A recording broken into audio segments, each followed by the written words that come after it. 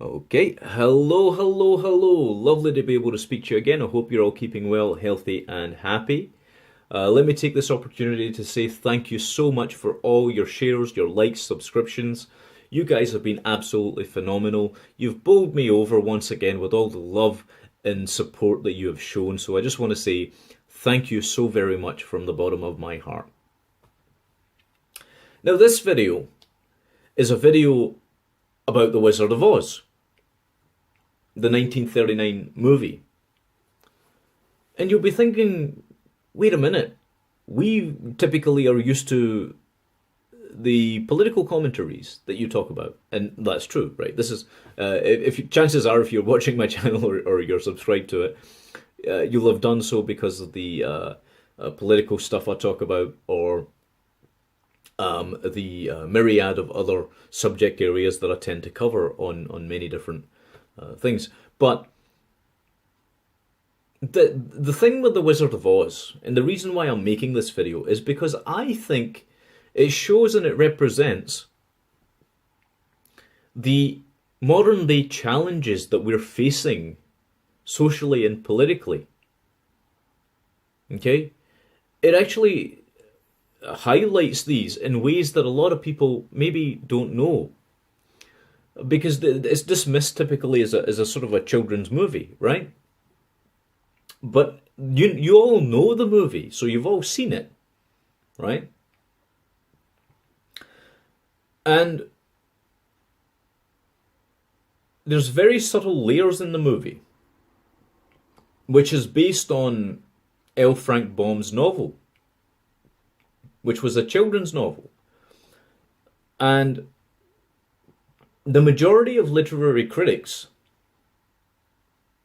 know, and I've spoken about it, that the novel itself was about the political or economic problems that existed during the time that L. Frank Baum wrote it. Now, of course, the movie takes that to a whole new level. Okay?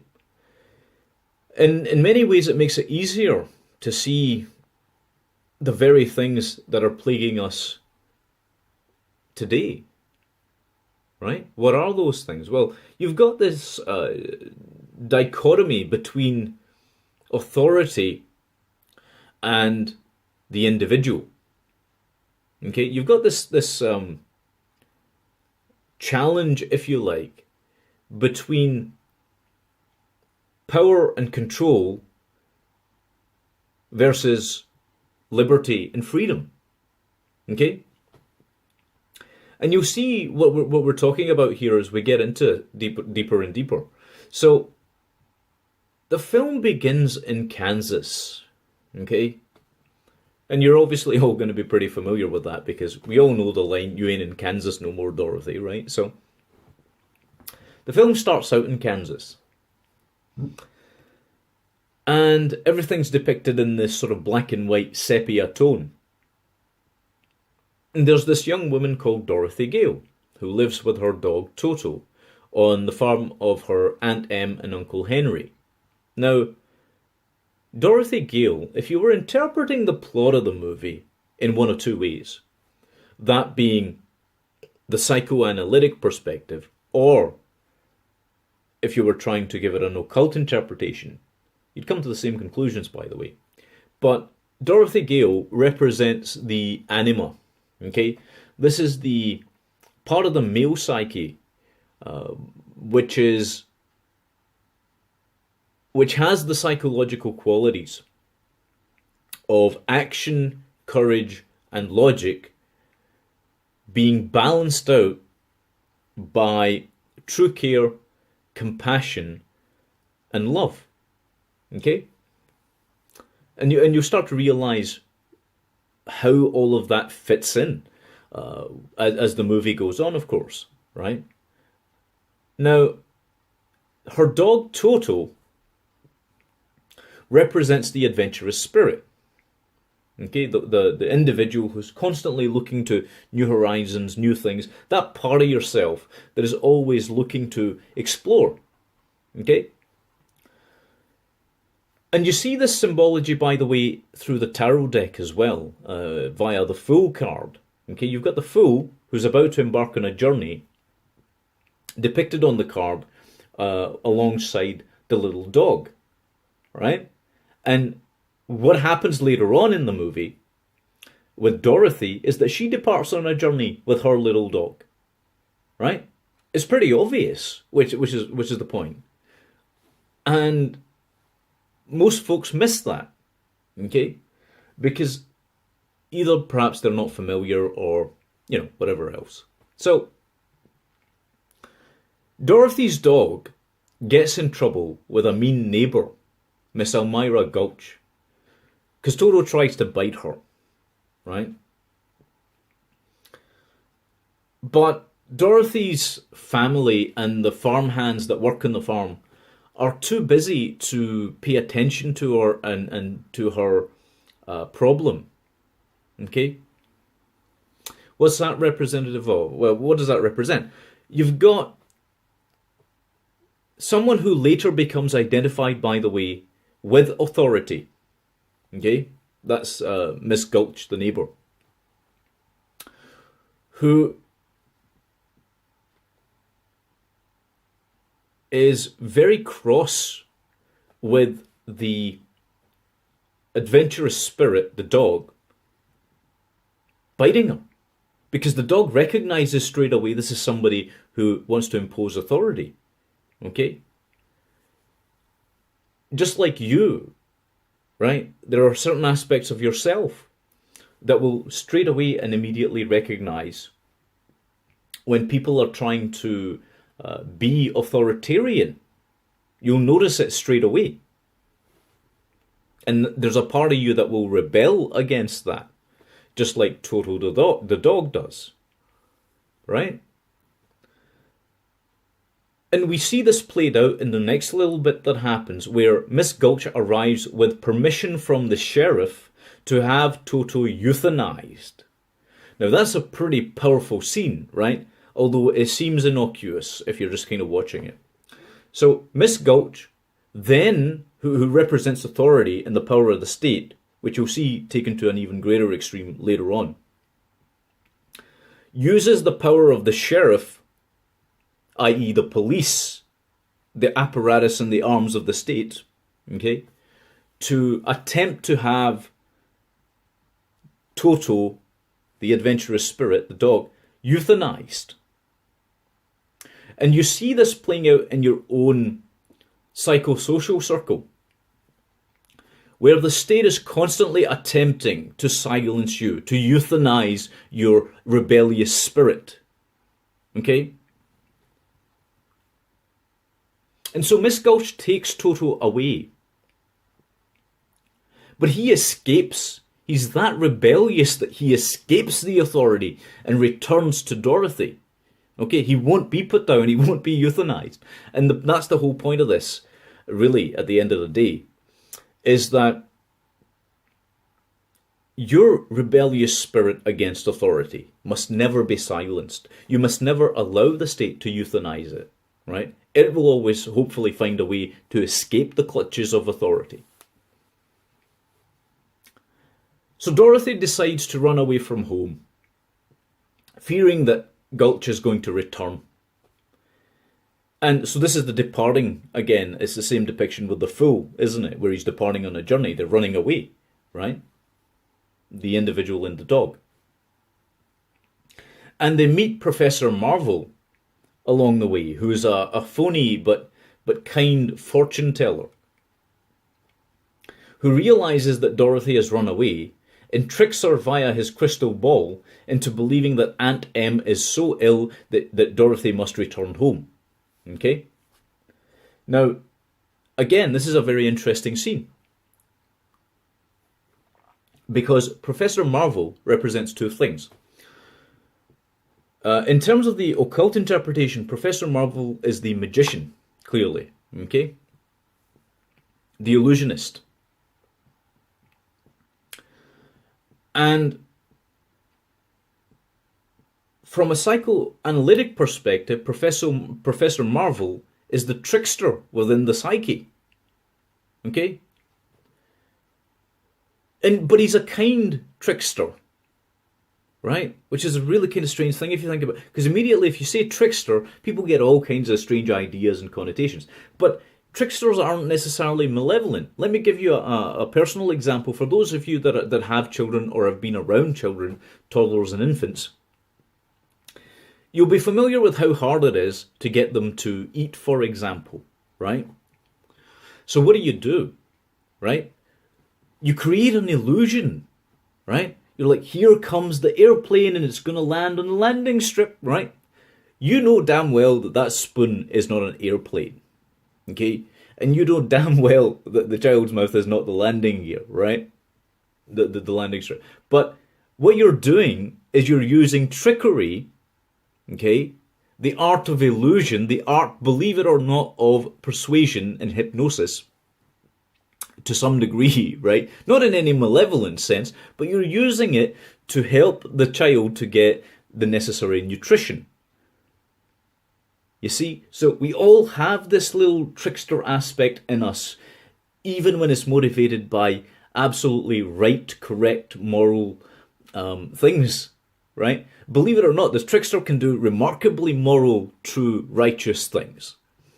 And Professor Marvel is actually doing this in this instance. He doesn't want Dorothy to run away from her home out of fear of authority. Okay? He's actually almost tricking her into confronting authority, right? Because he knows it's good for her in the long run. So Dorothy races home just as the powerful tornado strikes. And she's unable to get into her family's storm cellar. So she seeks safety in her bedroom. But a wind-blown window sash hits her in the head and knocks her out, right? And this is where the entire movie starts to change. The house gets picked up and is sent spinning in the air by the twister. Now, what does that represent? Well, the tornado is obviously a representation of nature. Okay? And nature, by default, is chaotic. Okay? So the tornado is representing chaos. Right? And we see this also played out in our own lives when chaos strikes. Everything gets sent into a spiral. In this case, Dorothy's home, her house, her home, the place where she's most comfortable, the structure with which she's most comfortable, is completely spun around and around, right? And she's knocked unconscious by everything that's going on, so she's no longer conscious of her surroundings, right? And you'll see this playing out in your own lives as well. So when something happens, well, let's back up a little bit and talk about this. So, as we said, the tornado represents chaos. And what is chaos? I've already explained this in one of my previous videos, but let me reiterate it. Chaos is the unknown. A chain of events or a sequence of events or just an event itself, a happening, that is unexpected. Okay, all the things you know, all the things you don't know, all the things that could happen, all the things that might happen, those all constitute chaotic events, chaos. And Dorothy's sent spinning up inside the twister. And when she wakes up again, she sees some very strange scenery outside. That being an elderly lady in a chair, a few farm animals, and two guys rowing in a boat. And she sees Miss Gulch still pedaling her bicycle, who transforms into a cackling witch flying on a broomstick. That witch is the Wicked Witch of the West, as we'll find out later on. But now what does that represent? Well, Miss Gulch obviously represents authority, as we spoke about. And people who are in positions of authority or become authoritative are always pedaling their bicycles, if you like, just like Miss Gulch does, with the storm, right, with the chaos. And this transformation which happens with her into a cackling witch, well, it doesn't take a genius to see that that's the malevolent aspect of authority, right? And we see this played out in many, many fairy tales. For example, if you read the Brothers Grimm and the Hansel and Gretel tale with the old witch who wants to cannibalize the kids, and then there's similar, by the way, motifs in that. Okay, but you see it in all kinds of stories. In Snow White, you see the same Wicked Witch. In Sleeping Beauty, you see the same Wicked Witch character. This is something that is there in pretty much most human stories. And she's flying on a broomstick, of course, indicating that she has the power to almost a power alongside the storm, because she's not knocked out and she's not knocked away from the tornado. She's inside the tornado and she has some sort of symbiotic relationship with it. Okay? Authority figures, basically, what this is saying is authority figures always love to inflict chaos on the individual, right? So the farmhouse crashes in Munchkin Land, in the land of Oz, and suddenly the whole movie changes to Technicolor. This is the great transformation that happens. So now you know that you're in the land of the subconscious. Okay? And Dorothy meets Glinda, the Good Witch of the North, and the Munchkins, who welcome her as their hero. And so begins the hero's journey, of course, right? Because the house that has landed in Oz has landed on top of the Wicked Witch of the East, killing her, right? Which is pretty awesome. Leaving only her stockinged feet. The Wicked Witch of the West arrives to claim her sister's ruby slippers. There's symbology with the ruby slippers as well, by the way. In L. Frank Baum's original novel, the slippers weren't ruby but silver, okay, which is an alchemical sort of symbolism. But the ruby is also alchemical in its symbolism as well, because there's this connotation to precious stones, right? That being, which we'll get into later on, which will become more apparent, the Philosopher's Stone, right? The ultimate goal of any alchemist. And if you want to get a taste of this, you can look at C.G. Jung's Psychology and Alchemy. Because alchemy is not necessarily what people think it is. It's Hermetic alchemy is a way of describing the psychological processes which lead an individual to become individuated, right? The end result of that being the Philosopher's Stone, right? The ability to be totally yourself. And Glinda transports the ruby slippers onto Dorothy's feet before the Wicked Witch of the West can get them. And so the Wicked Witch swears revenge on Dorothy for her sister's death. And what that represents basically is, if you kill one head of the snake, if you like, the Hydra, the Medusa, call it what you want, right? That's all. These are all aspects of authority that induce fear in us. Okay, the fearful monsters, if you like, and the witch, of course, is also symbolic of the fearful monster, right? But if you take down one of them, another one pops up, right? That's just the nature of the thing. Because there are too many people brainwashed and indoctrinated into believing that authority is good and it's great, and they'll always put someone else in place inside that power vacuum, right? And Glinda tells Dorothy that she needs to follow the yellow brick road to Emerald City, where the Wizard of Oz might be able to help her get back home. Now, the yellow brick road in L. Frank Baum's original novel also represented the alchemical process, or the monetary process in Baum's novel, of turning lead into gold, right? Turning something worthless into something worth a lot. Okay?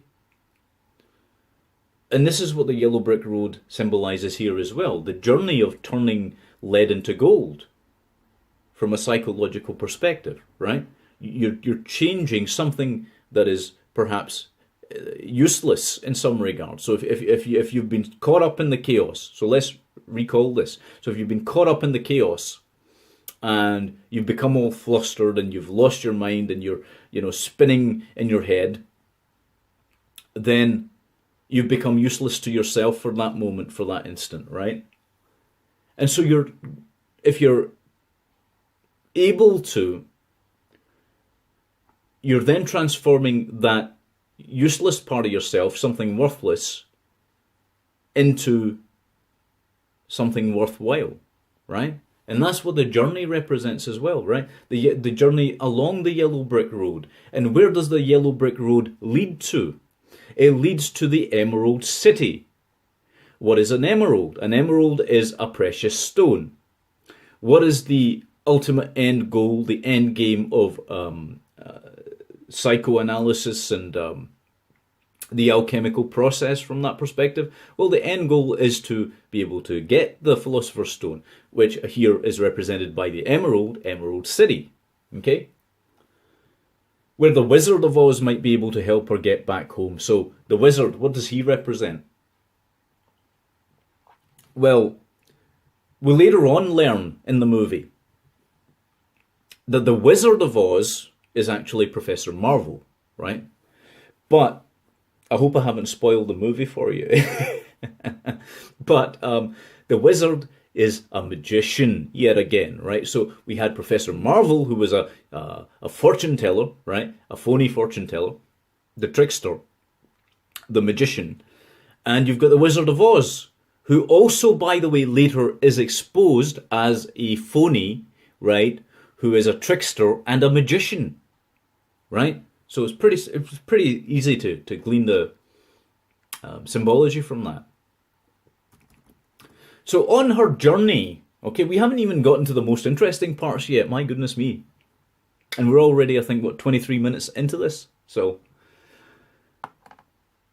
on her journey, she meets the Scarecrow, who wants a brain, and she meets the Tin Man, who wants a heart, and she meets the Cowardly Lion, who is in need of courage, right? Now, do you remember what we said right at the beginning?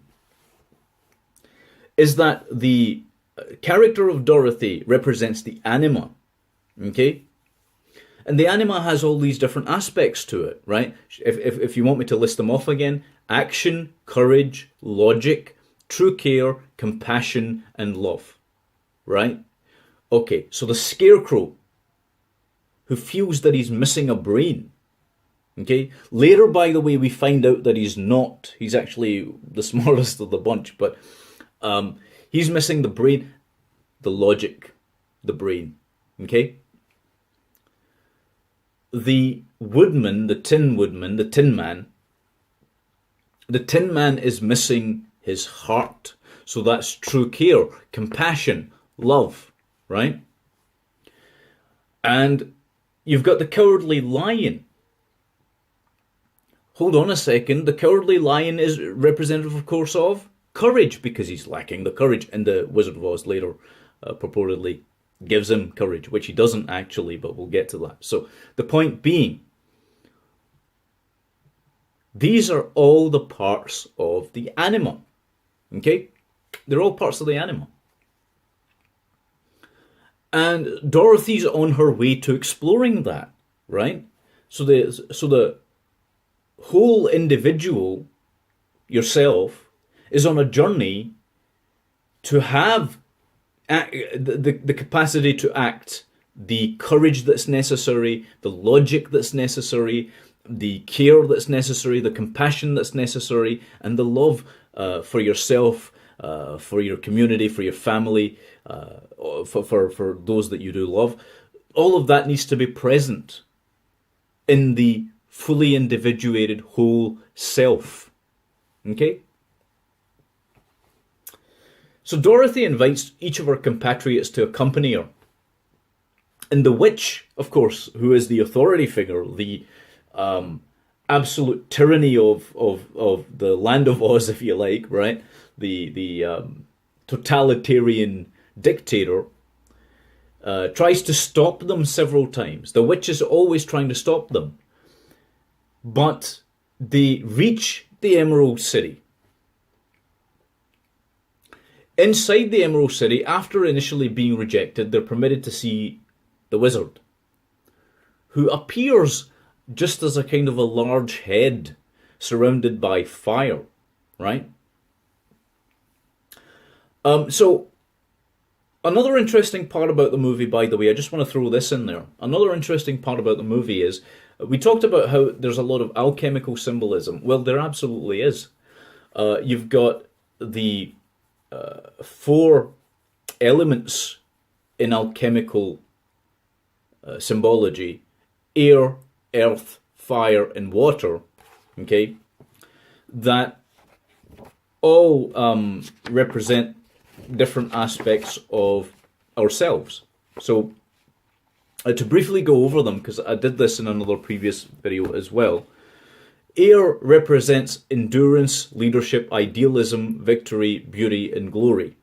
Okay, air, we see that with the gust of wind that blows the window sash, which hits Dorothy in the head, which is again symbolic. Okay, air is also something that represents the human spirit, okay, which is consciousness and harmony and balance. And interestingly, Dorothy gets knocked unconscious. Okay,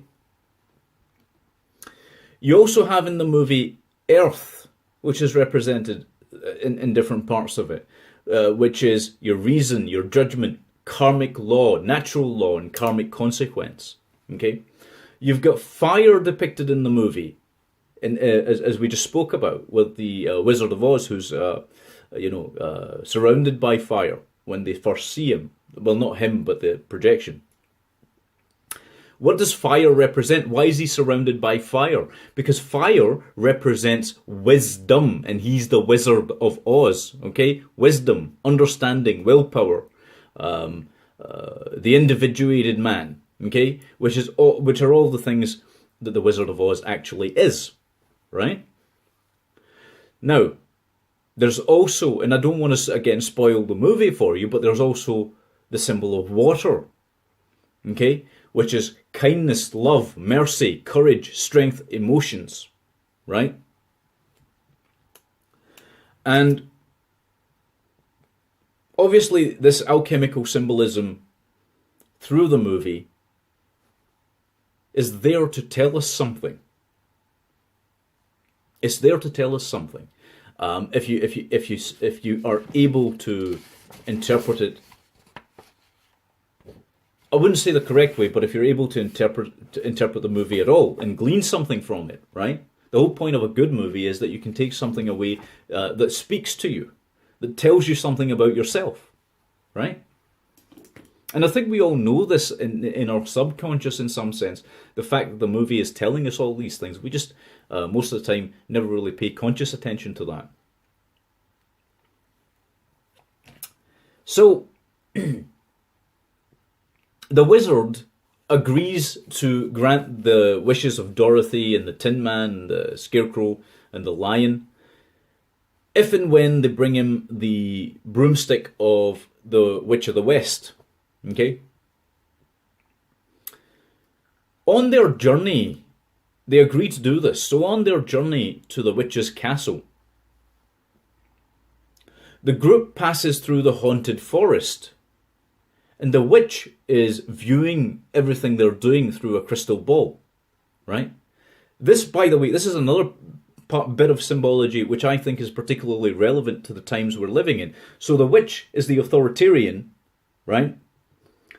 And she is surveilling the individuals. Do we see that with the surveillance state? I leave that to you to answer, okay? Well, actually, yeah, I'm comfortable answering that. Absolutely. The state is surveilling us all the time. They're intruding into our privacy constantly, okay? They're keeping an eye on all your online activities. They're keeping an eye on, and we know this from the Snowden revelations, we know what kind of shenanigans they've been getting up to, okay?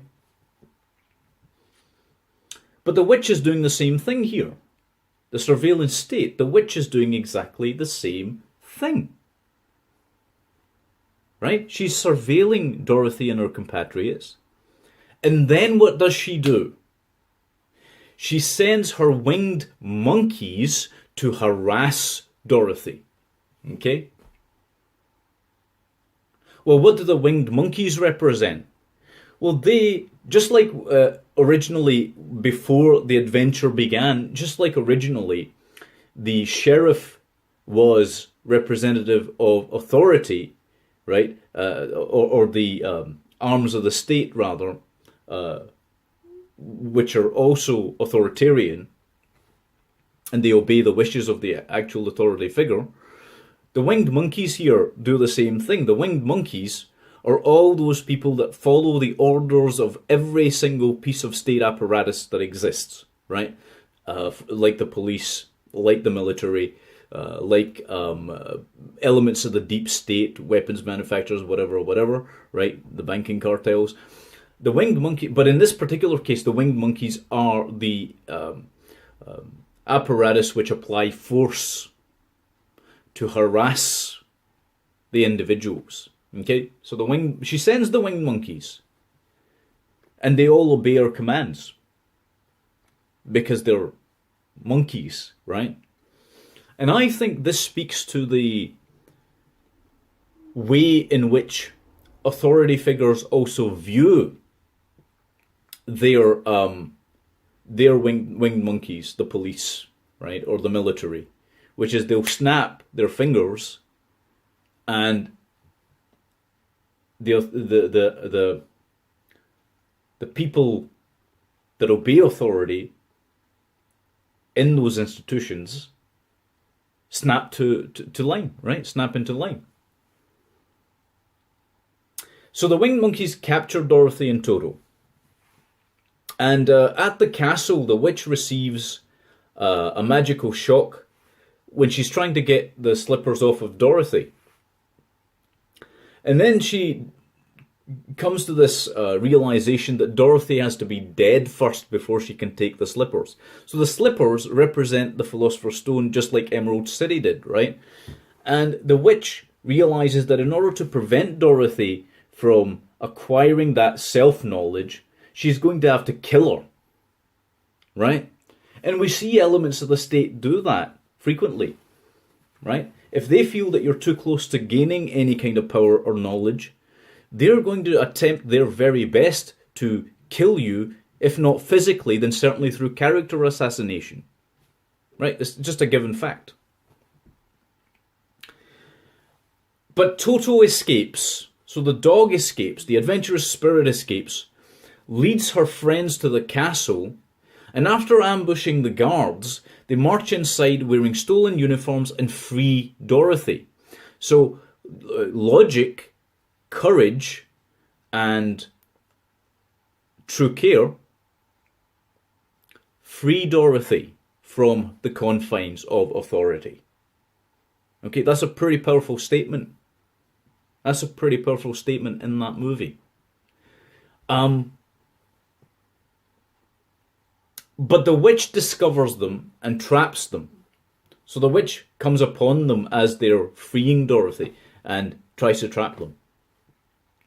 However, the Scarecrow uses the Tin Man's axe to cut a rope and send a gigantic chandelier swinging down onto the witch's soldiers, knocking them to the floor and then Dorothy and her friends escape. So what happens there is that the Scarecrow has used his brain, his logic, with the Tin Man's axe, right?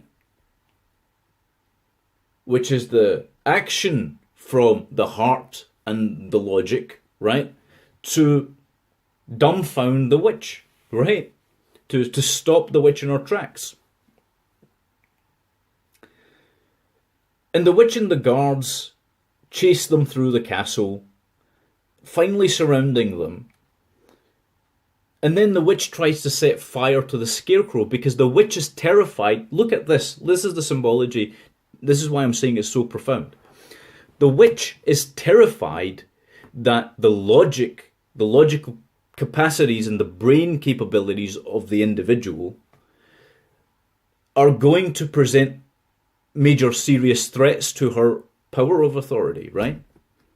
She wants power over others, and logic and intelligence frighten her.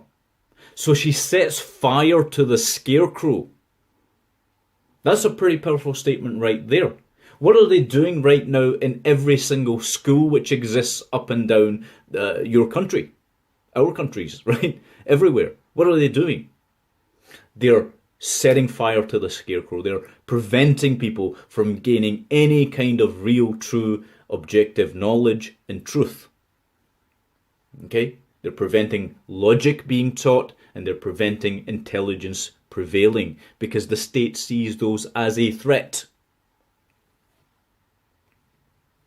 But what happens is, as she tries to set fire to the Scarecrow, or she rather does set fire to the Scarecrow, Dorothy puts out the flames with a bucket of water. So this is the symbology of the water I was talking about alchemically. And through that, the witch is splashed with the water, and she starts melting away. And that's when we hear that iconic line, "I'm melting!" Okay? So, as we were talking about before, water represents courage, strength, and love, okay, and mercy, right?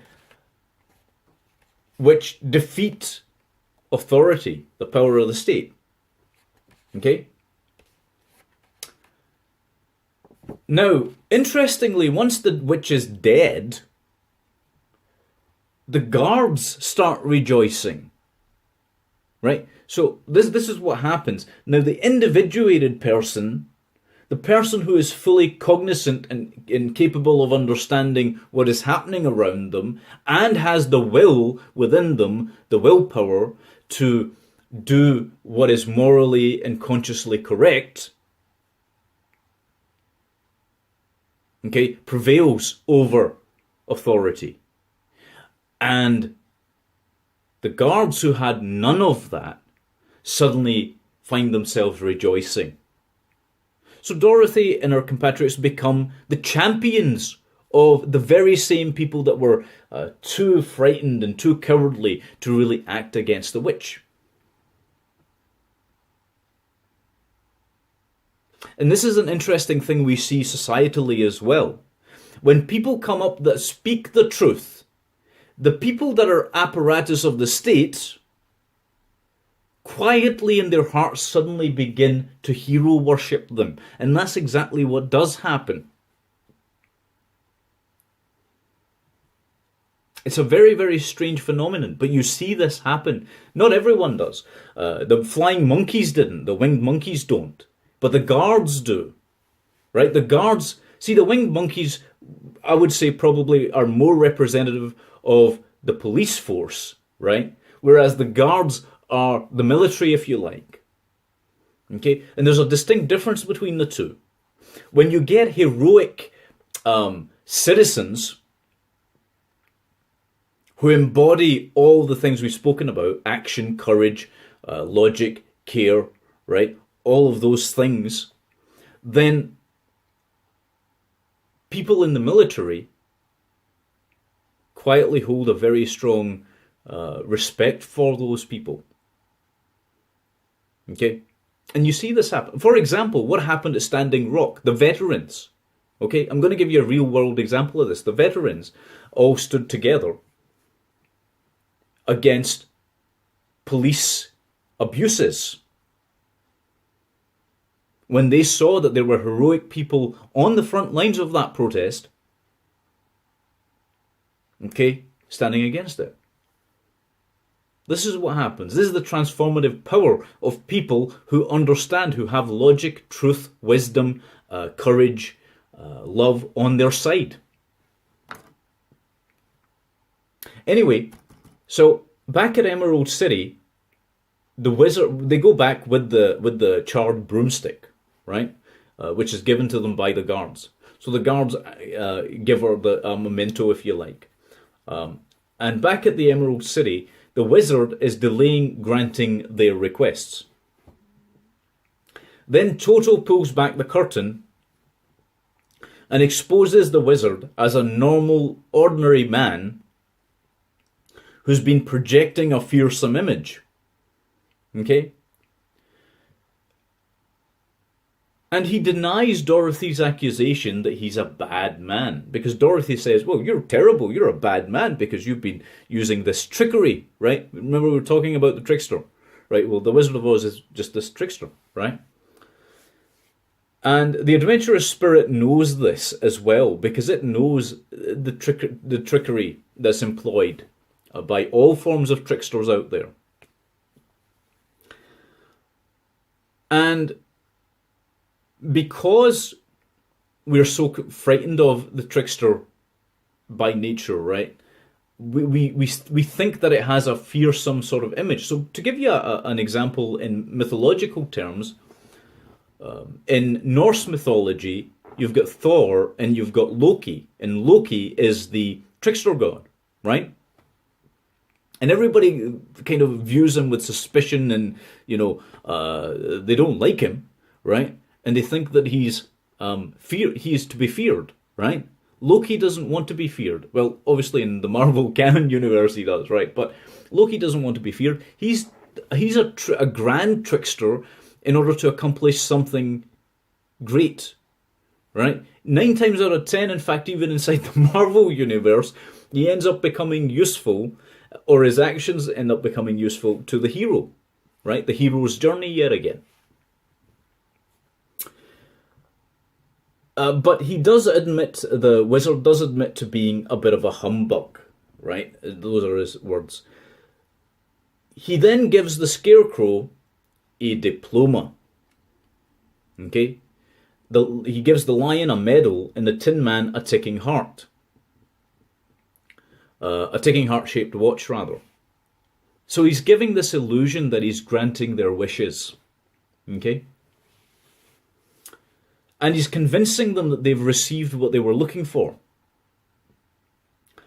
Now, the point of that is, the diploma, okay, doesn't hold any value in and of itself, because the Scarecrow had already demonstrated that he had intelligence when he defeated the Wicked Witch, and in many other instances and occasions, right? But the diploma, the symbology of the diploma works on 2 levels. First of all, you've got this crazy idea that people have, that having some sort of a piece of paper, right, like a diploma or a degree or this sort of thing, grants you or gives you intelligence. It makes you intelligent. Well, here's the thing: there are plenty of stupid people with diplomas and degrees. Plenty of stupid people with diplomas and degrees. They don't know anything, right? And you don't have to go far to see this. Right? The diploma is an illusion. Okay? That's the whole point. The diploma is an illusion. Just like Dumbo and the magic feather. Right? The Scarecrow doesn't need the diploma because he's already got the intelligence. The same thing happens with the lion. Right? You've got this shiny medal that the Wizard of Oz gives the lion. But in actual point of fact, he doesn't need it, because he's already demonstrated his courage. The lion just gets this shiny bauble, which is also an illusion, And you see this all the time. See, there are idiots in society, okay? And this is why this movie's so brilliant, aside from all the stuff we've talked about, right? You see idiots in society that actually believe that having these kind of illusory, fake things, right, these material possessions, somehow imbues them with the qualities that they represent. Well, no, the qualities are there with or without the illusory affectations. Okay, they're there with or without the diploma or the shiny medal. And the Tin Man's, I guess, is one of the worst tricks, because he gets a ticking heart-shaped watch, right? Which is a material possession.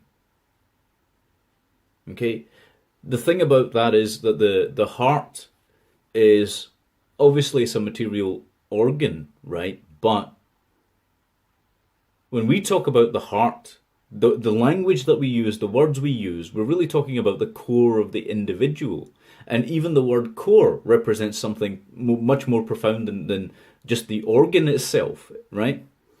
It's interchangeable, but the core of the individual is something far greater, and that is the thing, the place from which we experience care and love.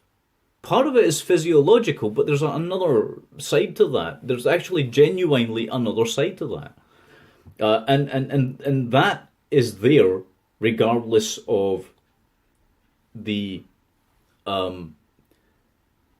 material showing of a thing, right? So to give you a more solid example of what I'm talking about, because it sounds like I'm just talking nonsense here, right? But I'm not, right?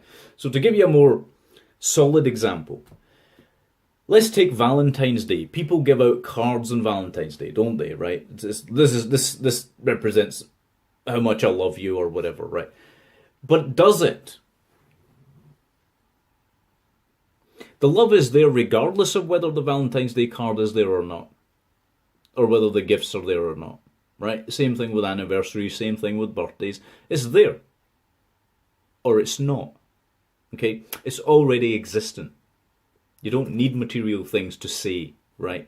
You can demonstrate using material objects, but that is, I would say, if that's your primary mode, then it's an inferior type of love that you're experiencing, you know? Anyway, back to the business at hand. So, he prepares to launch his hot air balloon, the Wizard of Oz, to take Dorothy home. But Toto runs out of the balloon basket and chases a cat. And Dorothy follows him. And the balloon leaves without them, right? Now, the point of that is that the trickster, you don't know if you can trust the trickster or not. He may be telling the truth. He may be able to take Dorothy home, right? Or he may not. So Toto, the adventurous spirit, recognizing the deception, decides, I'll follow my own path, thank you very much. Right? Which is exactly what happens in us in our personal journeys, right? And then Glinda returns, who's the good witch, and tells her that she can still return home by using her ruby slippers. And that's when we hear again another iconic line, there's no place like home, while she's tapping the ruby slippers, right? Now again, we see the alchemical journey coming to completion. Okay, so first they've reached Emerald City, the Philosopher's Stone.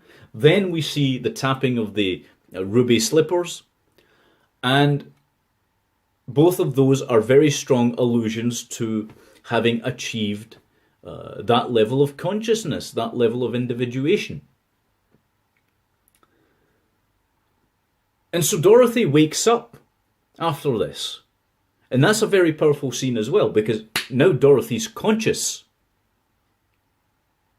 right? And she's got an integrated personality, right? She's integrated all the different aspects of herself through this hero's journey, right? Through the subconscious. And having gleaned all the necessary information from that to come out of chaos, she emerges from that chaos. She wakes. And she sees her family, her friends, the farmhands, Professor Marvel, and Toto. And her friends and family dismiss her adventure as a dream. Okay? But Dorothy insists it was real, and that there really is no place like home. And that ending scene, again, is powerful in and of itself, because what that's saying is our personal journeys matter much more than other people's perceptions of them. Okay? Just because other people can't see the things you've been through doesn't make them irrelevant, right? Because they're important for you. Okay? Yes, they might not be entirely objectively, relevant as such, but subjectively to yourself, they are necessary, because they are the things that build your character. They are the things that build your story arc, if you like. And the end of the movie really does show that. So it's a profound message in this film, is what I was saying in the beginning. You've got the destruction of the state, right? The authority, the Wicked Witch. You've got the hero's journey, where all these different parts are integrated: the logic, the courage, the heart, and the adventurous spirit of the self. And it all culminates in an awakening. Now, I can't think of a more powerful narrative than that, you see. So, most of these things people tend to miss when they first watch the movie as kids, because you don't know all this stuff, right? You're a kid, what do you know, right? But there's a lot in it, and it's really fascinating when you break it down. You can break it down in all kinds of other interesting ways, but this is certainly my interpretation of it. And I hope that has been informative for you, and entertaining in some sense as well, because I know the movie was definitely entertaining for me. So thank you so much for watching. Take good care, and God bless you.